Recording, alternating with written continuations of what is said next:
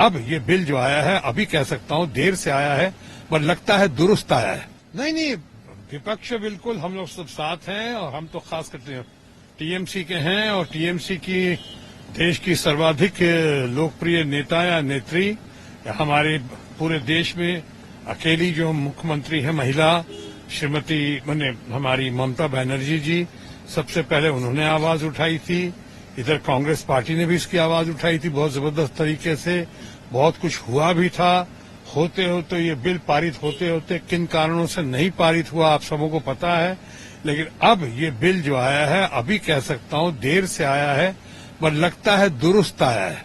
और ये बिल जो आया है, क्योंकि आज के दिन में हमारे लोकसभा में जहां पे सिर्फ 14-15% महिलाएं हैं, या राज्यसभा में 11-12% से भी कम है महिलाएं, वहां आज जरूरी बनता था कि महिलाओं की संख्या बढ़े, महिलाओं को मुख्य धारा में लाया जाए, और खासकर पॉलिसी मेकिंग में, गवर्नमेंट डिसीजंस में जितने हैं उसमें महिलाओं को भी शामिल किया जाए बराबरी के साथ।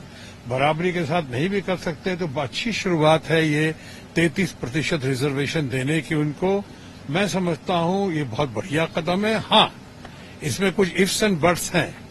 बहुत ज्यादा समर्थन देते हुए भी बहुत लोग उत्साहित नहीं हैं, इसलिए कि अभी इतना आसान, इतना बढ़िया तरीके से जिस तरह से हम लोग चाह रहे थे या सरकार चाह रही थी, इसके अंदर पेंच बहुत है। उसके बाद डीलिमिटेशन की बात होगी, डीलिमिटेशन के बाद सीटों का चयन, और जिन जिन महिलाओं को देना है उनका भी ये निवारण करना पड़ेगा, उनका भी चयन करना पड़ेगा, और साथ ही साथ ये भी देखना पड़ेगा जो हमारे माननीय प्रधानमंत्री जी बात करते हैं वंशवाद की, कि कहीं वंशवाद का सिलसिला जो कुछ हद तक, तथाकथित वंशवाद का सिलसिला कुछ हद तक महिलाओं में भी देखा जा रहा है, कहीं आगे भी तो ऐसा नहीं होगा, ये भी एक सवाल खड़ा होता है।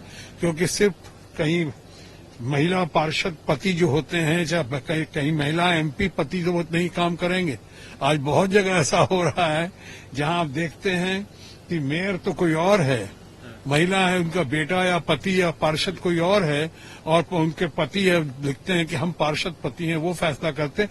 इन बातों पे भी ध्यान रखना जरूरी है ताकि सही चयन हो, सही महिलाओं का चयन हो, और सही तरीके से उनको आगे लाया जा सके।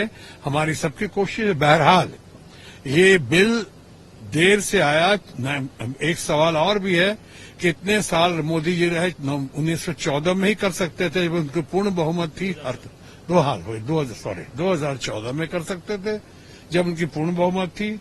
उसके बाद ये जो किया गया, लगता तो जरूर है कि चुनाव को ध्यान में रखते हुए, महिलाओं के वोट्स का खास ख्याल रखते हुए ये बिल लेकर लाया गया है, सामने आए हैं लोग। लेकिन जैसा भी कहें, जो भी कहें, हम बिल का समर्थन करते हैं, और इफ्स एंड बट्स के साथ समर्थन करते हैं, और साथ ही साथ ये कहेंगे कि बिल बहुत ही बढ़िया है।